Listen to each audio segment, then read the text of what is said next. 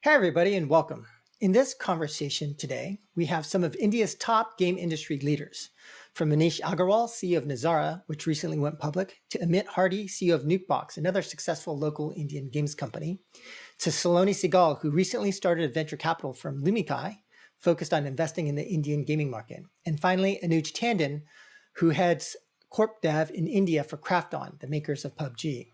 The focus of the conversation oriented around India as a game development ecosystem. We talk about things like what's keeping India from becoming the next China or Turkey, what are the strengths of the Indian game dev scene, and how do we accelerate the local Indian gaming market. This was the first of 5 sessions from the India Free-to-Play Gaming Conference, so be sure to check this out as well as some of the other sessions. More info in the show notes. Welcome to the Gamemakers channel, and be sure to subscribe to this channel for more content on free-to-play game development topics. Welcome, everyone, to this inaugural India Free-to-Play Gaming Conference. We actually have, in my opinion, a really exciting set of sessions planned for you, starting with this panel on essentially how India becomes a world leader in free-to-play gaming. And you can also, for folks on YouTube, you can check the show notes to see the overall agenda, but we do have 5 panels planned. But in any case, I think we could go ahead and kind of getting started with maybe introductions of our panel members here with us. But I thought we could start first with Manish Agarwal, CEO of Nazara. Manish, I know you're pretty famous already, but it'd be great if you could talk to us a little bit about your background. Hi, Joseph. Thanks for having me here. Good morning, everyone who's listening, tuning in from India. Good evening from US and rest of the time. So guys, came into gaming a decade back or more than that. Happened by serendipity. I don't claim that I was a gamer in my childhood. I have any fancy stories about playing Xbox or console and playing on those games and saying that I was born to build a gaming company. No. I have a very standard, boring past of doing my engineering MBA, trying to build businesses, and gaming happened serendipity, and then it hooked me forever. So yes, I am hooked in love in making businesses based on gaming. 5 years back, I would say I had loved making games, but last 5 years have been super busy in trying to just build businesses around gaming. And yeah, I would love to go back in designing games, which is my first love, but don't get much time. So that's it from me. Back to you, Joseph. All right, and maybe next in terms of alphabetical order, we can go with Amit Hardy, CEO of Nukebox. Amit? Thanks, Joe. Thanks for having us here.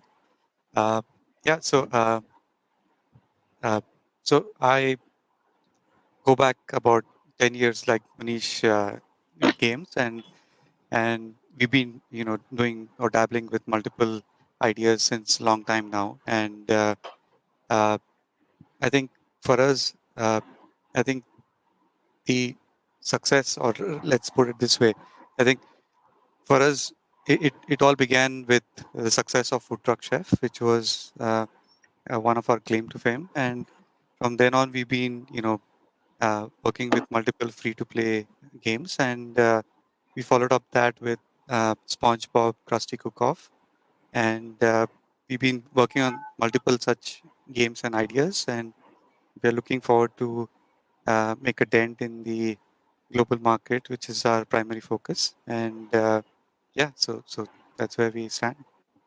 Okay, great. And then Saloni? Yeah, sure. So hi, guys. I'm Saloni. I'm the general partner at Lumikai. We're India's first dedicated gaming and interactive media VC. I've been fortunate to see the industry, at least the gaming industry, for pretty much the last 15 years. And from all sides of the table, I've been an investor, I've been a founder, and I've been an M&A banker. So prior to this, I was with a fund called London Venture Partners, which is the fund which essentially pioneered investing in games and interactive. Before I transitioned to LVP, I was the CEO and co-founder of Truly Social, which was a venture-backed gaming studio building immersive social worlds for female audiences. And then I spent the first 6-7 years of my life in investment banking and private equity with over $10 billion of M&A experience. So yeah, I'm super excited now to be in the India market, and it's been really great to see it from all perspectives. Right. And finally, Anuj. Just in time, Anuj. Thanks for joining us. Hey, sorry about that. No problem. Hey guys, been in the industry now for last 11 years. Again, worn multiple hats. First as a co-founder of a gaming studio back in 2010, when evangelizing the Indian market was a sort of a dream. So made games for the global audience as a startup founder for 5.5, 6 years. Then joined Nazara for a year, then as a CXO for Yuzu, and now heading corp dev and investments for Crafton in India and MENA. So yeah, varied roles, been a proponent of Indian gaming industry for quite some time. All right. Thank you, panelists. And so I thought we could go ahead and jump right in with my first question really being around what's missing. And so India, at least in Saloni, I noticed that you mentioned a few games that are starting to drive into the top grossing. But when we think about like global top grossing or top free globally, there seems like a lot of promise. And I know we've had recent successes like with Manish and Nazara, but in terms of the industry here, it does still seem to be a lot focused around live ops of mature games from whether it's Zynga, Glue, GSN, and other mobile companies like that. And in terms of other geographies, what we've seen is, for example, in China and Turkey, we've seen like this burgeoning developer community starting to emerge that have started to become very powerful with companies like whether it's FunPlus, Lilith, MiHoYo in China, or Peak, and now Dream Games, and kind of like these companies emerging in Turkey. And so when you guys think about India and some of the companies that are starting to emerge in India, or maybe some of the ecosystem or infrastructure that's not quite developed there yet, could you talk about what is missing? What would it take for India's ecosystem to be further developed such that we would have a much more vibrant and much more kind of powerful or successful set of games coming from Indian developers? And I don't know if anyone wants to jump in. Otherwise, maybe I can call on someone like Manish, since you're recently public, maybe you could start. So Joseph, it's been since 2009. We have been saying that India has an amazing potential. And we are in 2021 when we are still discussing what is missing, and therein lies the whole story, right? It's a story of any market to grow, ecosystem to grow. From a developer, you need to have a large domestic market if that is possible. Otherwise, an access to capital for you to experiment in the global market, right? And these are the two ingredients which, combined with the third apex, is the skill sets, the experience. Which one learns, either you can learn through intuitive experimentation like Anuj was doing in 2010, sheer passion, great determination to really make something out of it. Amit has been at it for last decade and so. Now, if you compare the external markets with India market, our history of really playing games, working on those hardcore, midcore games, working on meta design, it is all happening in last 2-3 years. So our history is very, very, very new and nascent versus a 40-50-year-old history in China, Korea, Japan, US, which is coming from PC console-based games where you had already, whether in East you had a freemium design on PC, or you have a very amazing kind of game designs happening on the UK-based studios forever. So I think the beauty of our market is that with the infrastructure issues getting solved, with the domestic market really giving promise, and more exits happening in this market, which is what you alluded to, Turkey. If you see pre-peak games exit and the post-peak games exit, it has been a sea change. The acceleration and development of the ecosystem in Turkey and the exits therefore have been mind-boggling. And we have seen in India, whether you have SaaS companies coming out of very successful SaaS companies or e-commerce companies coming out of e-commerce companies. Similar thing is going to happen with exits like PlaySimple, Moonfrog, Nazara, and many more to come. You will see many entrepreneurs coming out of these companies and trying to create their own gaming companies because they have gone through, they have seen the scaling, they know what it takes. Investors who are jittery are now, Saloni is coming in with a dedicated gaming fund, and many more investors are okay to really say that, yes, we will take that leap of faith. So I think capital is now coming in, the talent pool is being developed, domestic market is happening, and the boundaries of global are getting blurred. So all of that ingredients, which were kind of a handicap for somebody sitting in India, are getting sorted. So maybe I would say that 2, 3, 4 years, this statement of Indian IPs becoming powerful, 4, 5 years, and becoming should get sorted.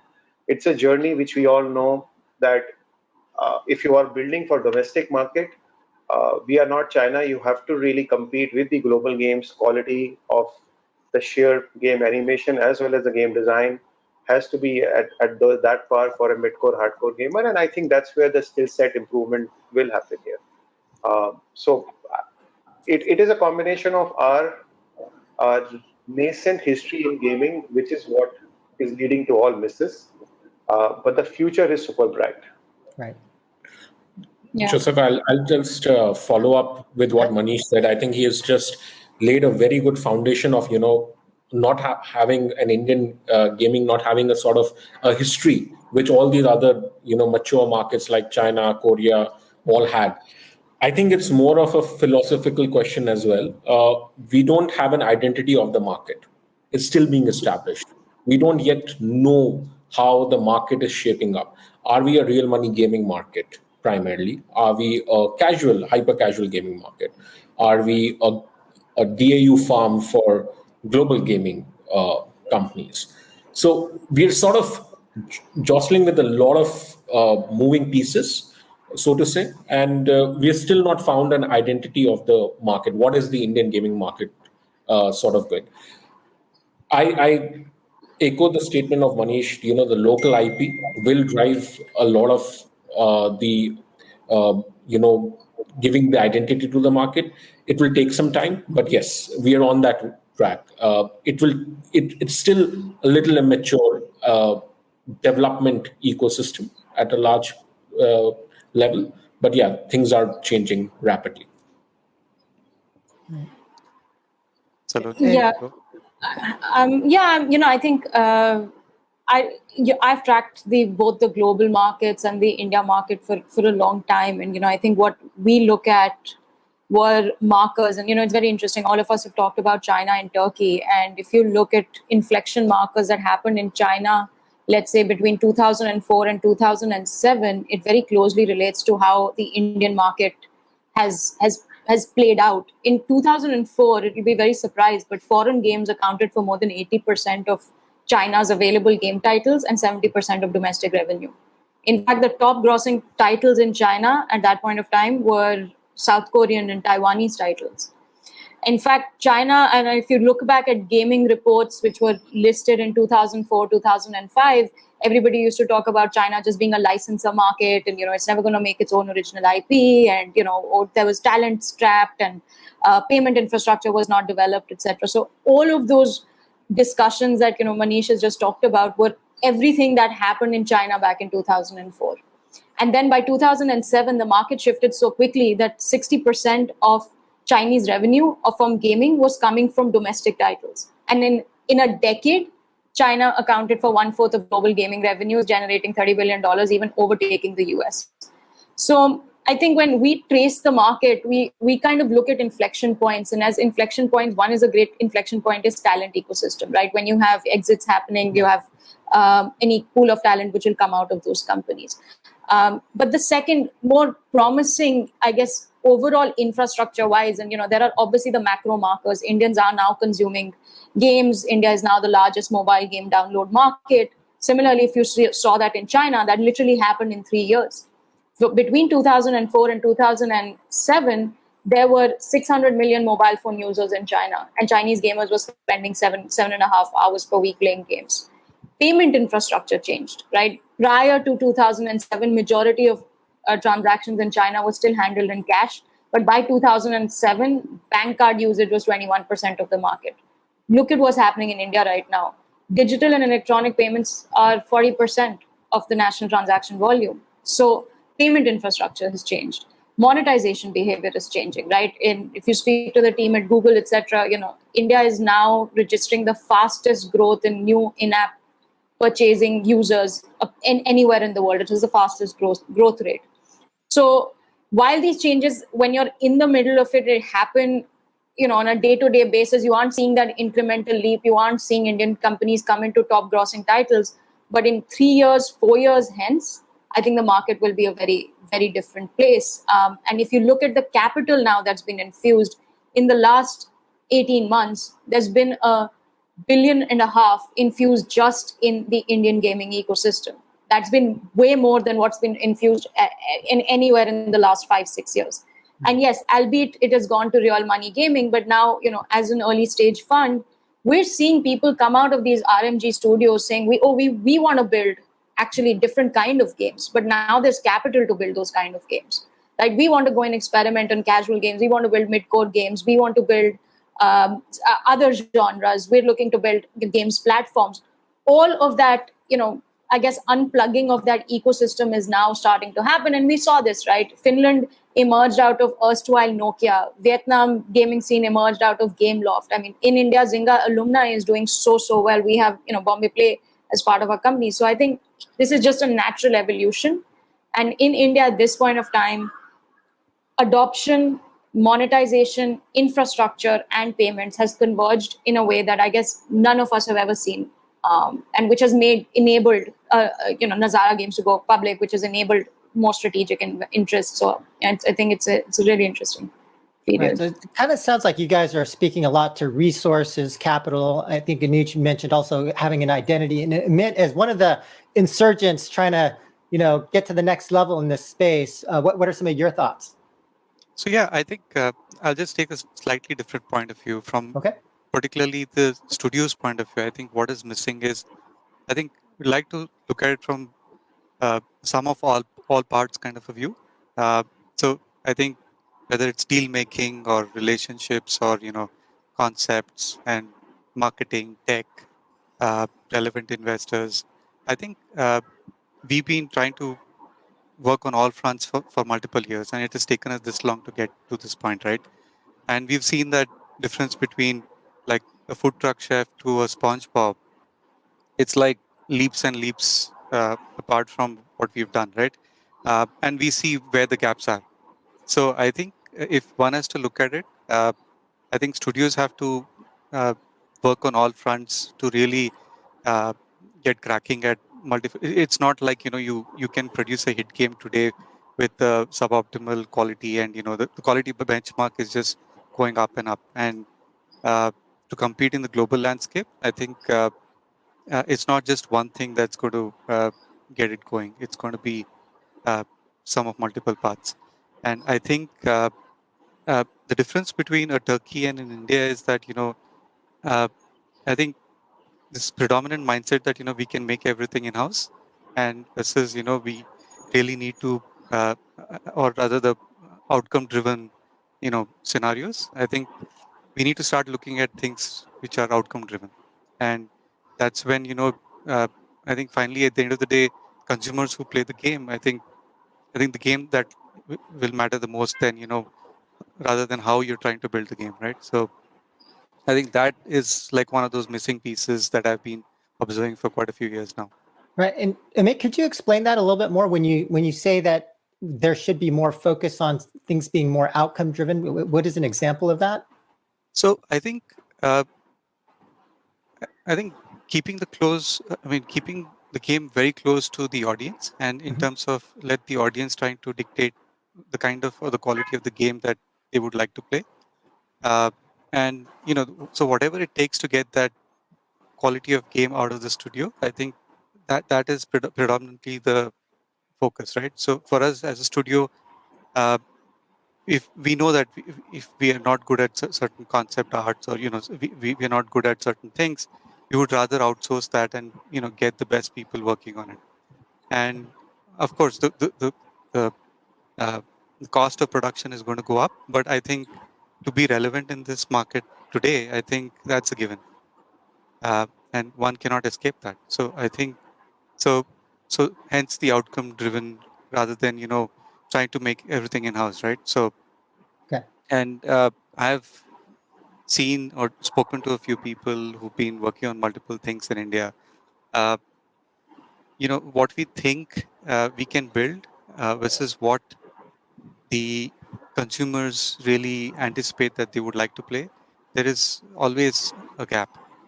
And trying to identify that gap and filling that gap is, I think, the most important crucial bit. Got it.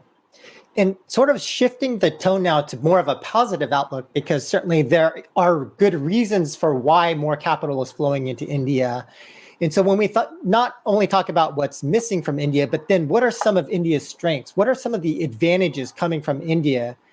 And so when you guys think about some of the areas of strength and potentially maybe initial identity, to Anuja's point, what do you guys think of when it comes to that, to the strength part of India? And Manish, maybe we can start with you again. So Joseph, I think the beauty in India lies in its numbers and its demographic dividend. Young population in bulk in numbers, amazing middle class, which is per capita income growing. Gaming is a discretionary spend. And discretionary spend really happens when the overall per capita income of a country really starts increasing. Because then you're not kind of in the Maslow's hierarchy, you're not looking at food, roti kapda makan, as I would say, and you're trying to elevate your spends to more other discretionary spends. And that's where India is in that cusp. As we are looking at next decade, we are looking at this younger population adding more per capita income to their wallets with a propensity to spend and willingness to spend on alternate means of entertainment. And gaming is the best form of entertainment, we all know, and that's very, very well articulated and stated. So I think that's one big positive for India, which anyone sitting anywhere in the world cannot ignore, such large market. Second is the stability and lack of whimsical nature of policy making. You are always worried about opacity in world's largest market. While it's a $30 billion market, China, but it's always overnight things can change. And we have seen in last 30 days, 45 days, even the mightiest of the tech companies in the world could not handle the local ecosystem. And there has been a full meltdown. That kind of, political instability or policy instability, both of them you don't see in India. So that's the second advantage which you will really have if you were to really look at from an India point of view. And the third piece is because of the size and volume of people, you get such large addressable cohorts. Like what Anuj says, identity, I don't think India will have its any identity ever because we will have 900 million gamers.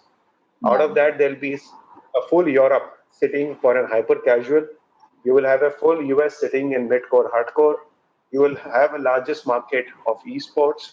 So I think the cohorts of different segments, and depending upon what you want to really kind of attack, you will be able to do that at scale of both volume and value. I think all these three factors really make this market very fascinating. Got it. Yeah. Yeah, I 100% echo with what Manish is saying. I mean, if you look at traditional mass media and mass entertainment evolution in India, you'll see a market which transitions from global imports to you'll have a healthy balance of global content and you'll have locally resonant content, and with local content which represents the true mass market. And this is bound to happen. We'll have various genres in the ecosystem, and that's going to be just the appetite of the Indian market is very deep, and there's also a lot of breadth, and this is a market which can essentially support that. I think another is just the hunger and the entrepreneurial desire for India's founders, and just the sheer ambition, right? Like it's a competitive culture that you've grown up in, and at the sniff of a mere opportunity, you will see talent flooding into the ecosystem, and we're seeing this, right? In the last 10 months, 11 months, we've seen 700 early stage gaming deals. Who would have thought that is even possible before we entered into the market? But clearly, there is just this mass rush of founders who are coming in, who are far more ambitious, who are bolder, and who are ready to make those bets, and who have a growth focus as well, who are now ready to say, well, now there's capital, there's this infrastructure, we have access to the world's best. The world is condensing. With remote working, you can hire from anywhere. You have the ability to raise larger capital because of higher risk appetite. So you have now these founders who are coming into this space with very larger visions, and I think that's also an incredibly big asset for the market. Okay, Anuj or Amit? Yeah, Yeah. I think. Amit, go ahead. Go ahead, Amit. Yeah, I think. I think I resonate with this. I think predominantly, I think there is a good amount of talent which is coming in from a lot of peripheral industries in India. I think, and I think whether it is ed tech or whether it is overall startup scene in India, it's been booming for quite some time. And uh, so, given that there is this, risk taking ability in general, right? I think we've been seeing that quite a bit, and people who are generally entrepreneurial in their mindset, uh, joining the bandwagon kind of helps because India was forever known for its services background, right? So we, as a country, were known for the Infosys or the Wipro or all of that. So from there to get into the product mindset was itself a big change, and with the product mindset becoming a new norm, and plus the exposure to games and people playing games at large, uh, there is that inclination to work in an alternative industry. I mean, in India, gaming is still considered as a you know uh, uh, an alternative industry which is not very well known. So I think when we talk to colleges or youngsters in general, I think there is that uh, we see that the people are very well informed and they are quite relevant as far as the industry is concerned, and they're willing to kind of take the plunge. So I think that has been a massive shift. Yeah. Anuj? Yeah. So I think uh, building on all those points the co-panelists made, I think the most important factor is the youth of this country who's now playing games in the last 2 to 3 years. I'm very excited when they enter the workforce and the kind of games they want to make. That is going to be the standards of game they have been playing in the last 2 to 3 years have been, Battlegrounds, Free Fire, the Call of Duty Mobile, the Clash Generation. All of these guys now, when they come into the workforce and they want to try and build a gaming company, that's the benchmark that they have set. And that's why that's the most optimistic thing for me that will build this market, because it's built by game developers. I mean, let's be very honest. The gaming companies, the gaming ecosystem is built by game developers, Right. and the lack of them, no matter how much we diversify into real money platforms, infrastructure, the core of any gaming business or any ecosystem, the base is always gaming studios and game developers. And if we sort of, that is the focal point, that is where the ecosystem sort of needs to focus. That is where we all need to rally behind, because if you have plenty of game developers and game studios, all the other peripheral problems will solve. We are already as an ecosystem hedged to solve those problems. That is the pain point of the market, and I believe 2 to 3 years down the line that will get solved at a large scale. Okay. And so we've got about 15 minutes left in this panel. I thought I would ask you guys one last question, and then we'll open it up for any questions from the audience. And there are a few that have been coming in.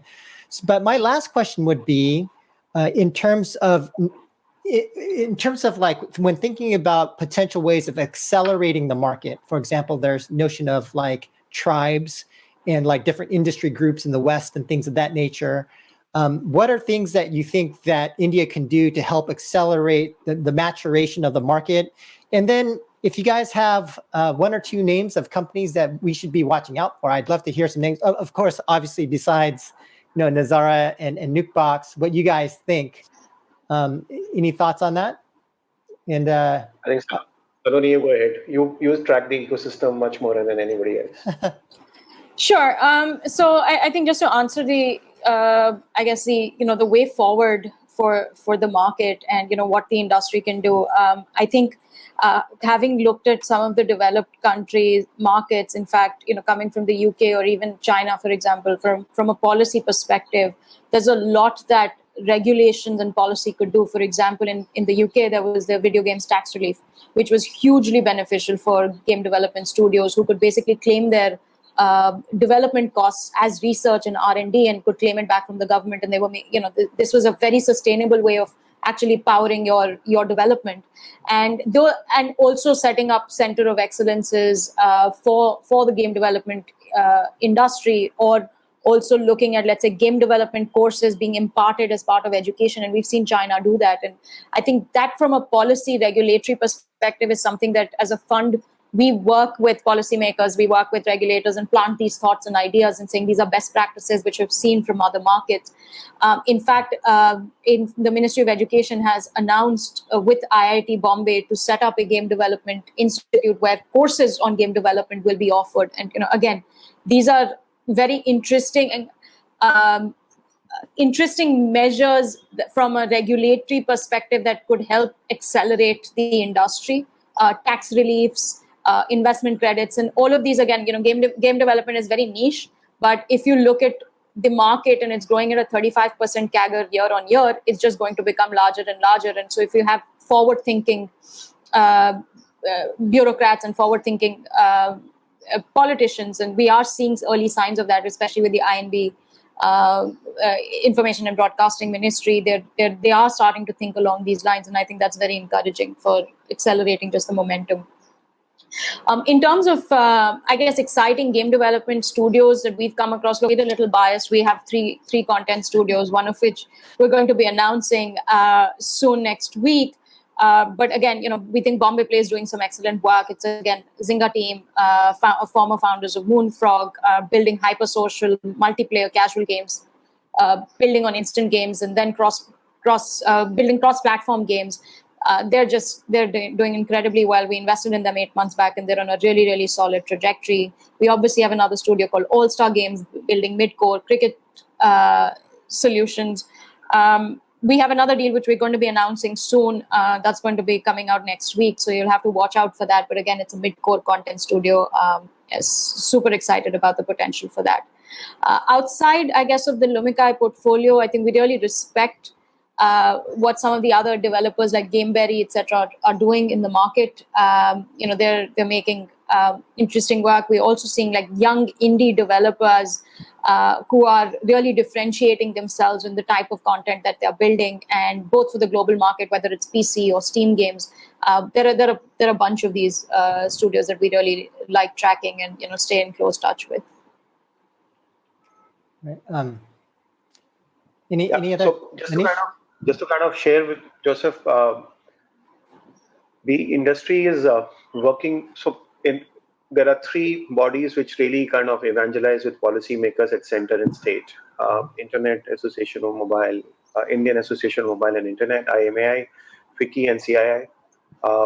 So I'm working with all three of them to really create a cohesive policy which can cut across freemium, real money, skill-based real money gaming, skilling, capital, taxation. I think the key thought process, there are 4 or 5 pillars on that, and we are working on it. But the key thing is here, how do we really create more and more talent pool, which could be done through making India a very exciting hub for the global companies to set up their bases. Because I think the best learning can happen on the job. And as Amit was talking about, I think Saloni was talking about, is the Zynga Mafia. They've all come out with doing on-the-job training and learning some of the best product and design skills while really improving the retention and monetization of those games. So how do we make India a really exciting place for the global companies to set up their bases?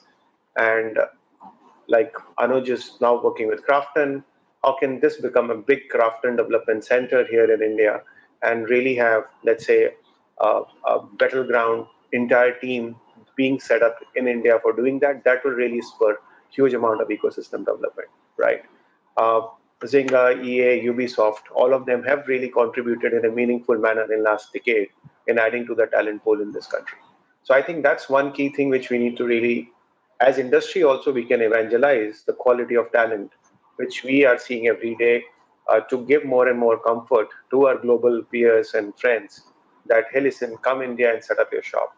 While government will do many things, giving that comfort of uh, of a stability, of great talent, of professionalism.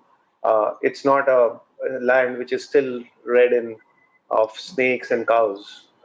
Is what something we can all do to really influence more and more people to come here. I think if that's one thing industry can really do, rest of the things, as industry bodies and groups, we are all coming together to really help in defining policies on many other aspects. Anuj, any thoughts? Yeah, I mean, I think Saloni and Manish have covered everything related to policy. I thought Anuj is going to announce. I thought Anuj is going to announce a big R&D center right away after that. Not in my view.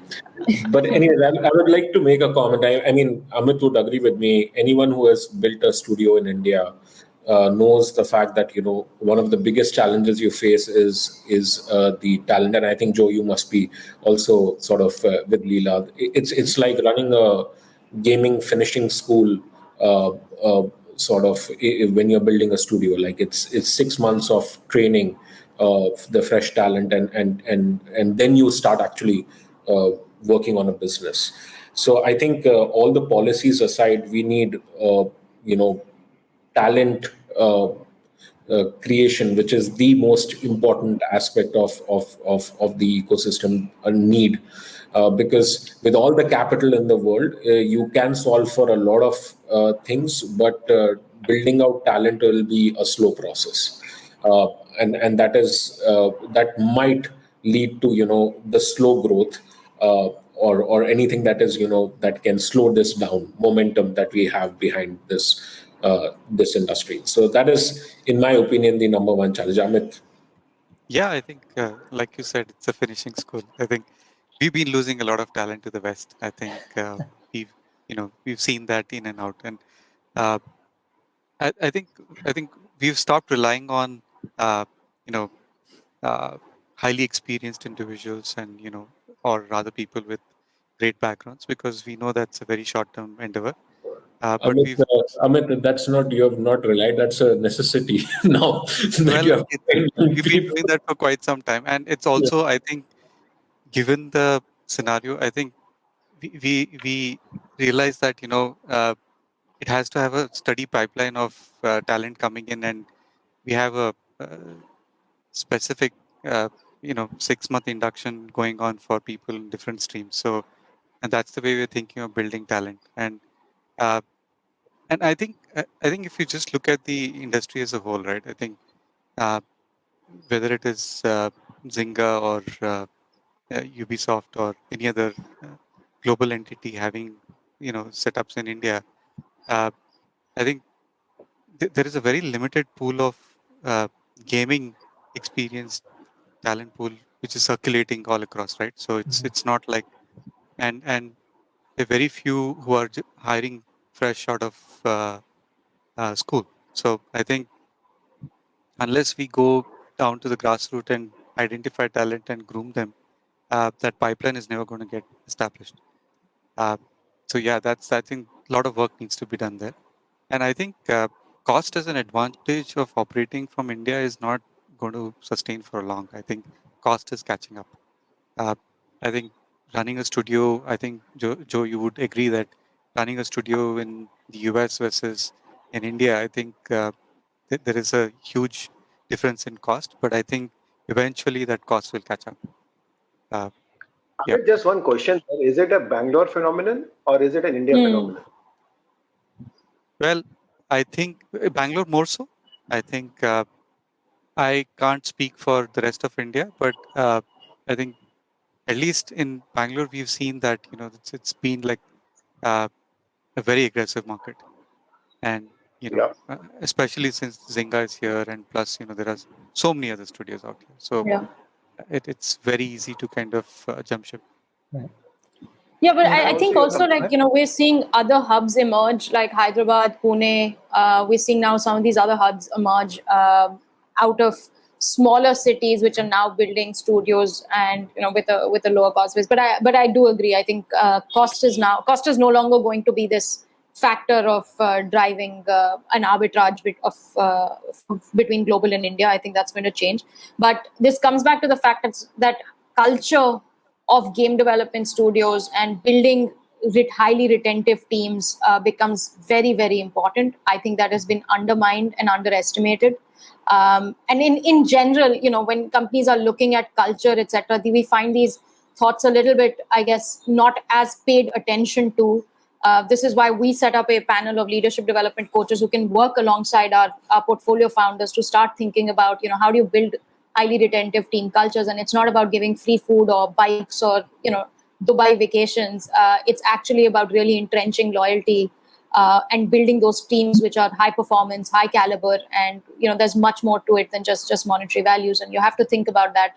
And, we've seen examples of this in global company Bossa or Space Ape or, some of these other studios which have managed to build highly retentive teams and cultures in markets which are incredibly competitive. I think that same kind of mindset and ethos has to come here. Right. So I think another point which I should touch upon is that COVID accelerated the attrition for most companies. Yes. I think there has been like 30 to 40% attrition across the board. Hmm. I think predominantly everyone is working from home.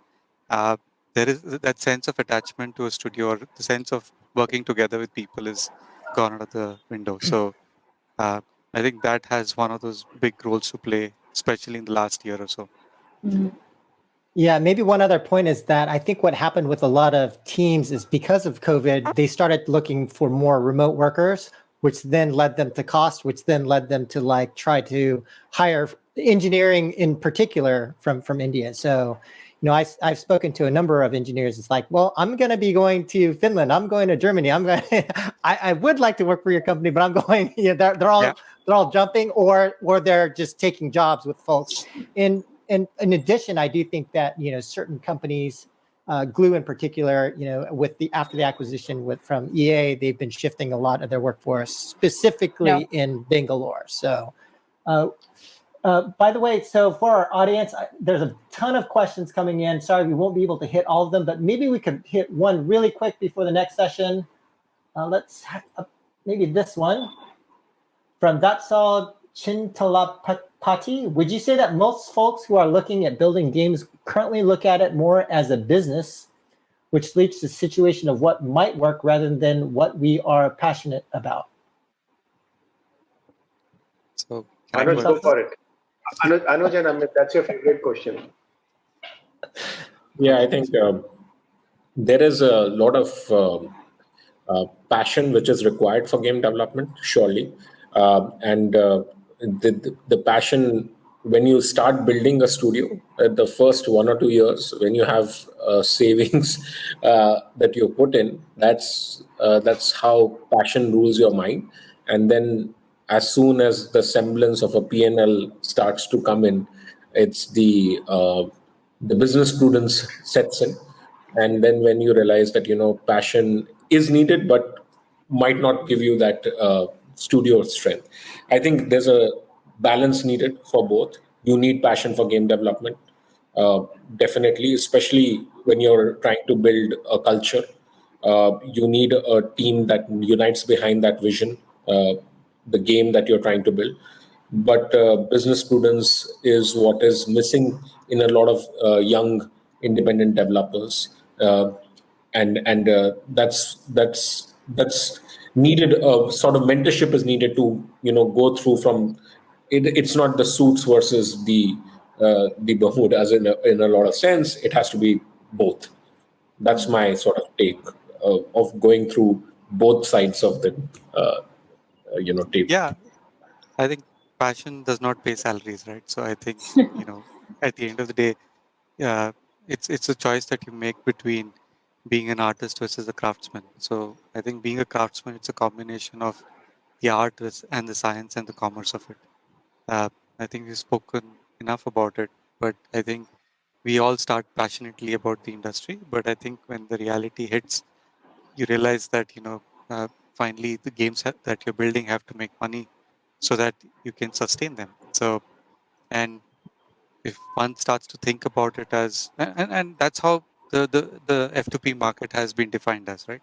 You're giving away games for free and then trying to realize how to make money out of it. So, and that's not going to be easy. So, yeah, it's a combination of, or rather the craftsman mentality that, is essential rather than just looking at it from a pure passion play. Okay. So we've got about 1 minute left. So I wanted to thank all of the speakers. Thank you so much for your time. But maybe if you have one last message you'd like to relay, or how people might be able to get in touch with you, maybe we can start with Manish if you have that final message from you. I think just hit me for anything which you really need. As Nazmul said, love to be a big propagator of Indian developer ecosystem. Want to see Indian IPs ruling the roost in India and globally. And hit me on it for anything you need. Manish@nazara.com. Okay, and then maybe Amit. Yeah, so I think so we are happy to talk to anyone who's interested in going down the game development journey, and at least we can share our experiences and the do's and don'ts, and happy to help anyone who wants to seek any sort of help. I'm available at amit@nukeboxstudios.com.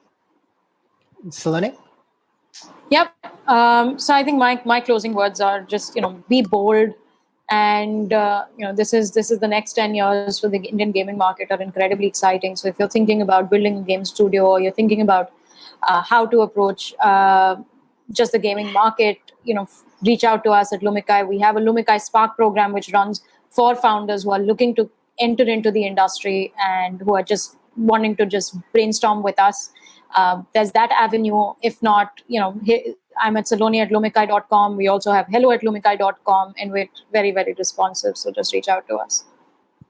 All right, and Anuj. Yeah, super exciting times to be in the gaming industry in India. Finally, we are seeing whatever me and Manish have been talking about for the last 5 years coming to a reality.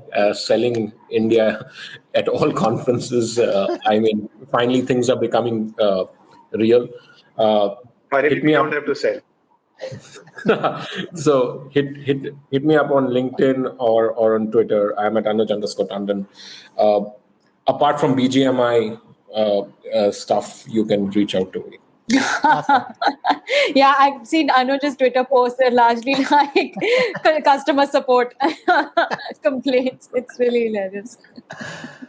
All right, well, thank you very much. And we will go ahead and start the next panel. Thanks very much, speakers. Thanks. Thanks, Joseph. Lovely. Bye.